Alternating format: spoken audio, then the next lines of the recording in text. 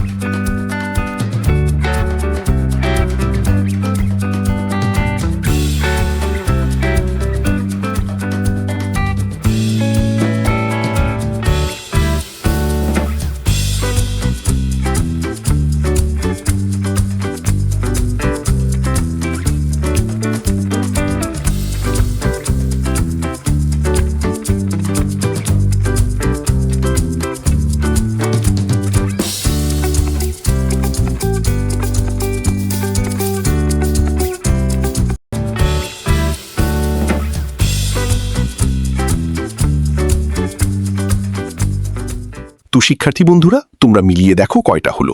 অবশ্যই কমেন্টস করে জানিয়ে দিও। দেখা হবে পরবর্তী ভিডিওতে। ধন্যবাদ।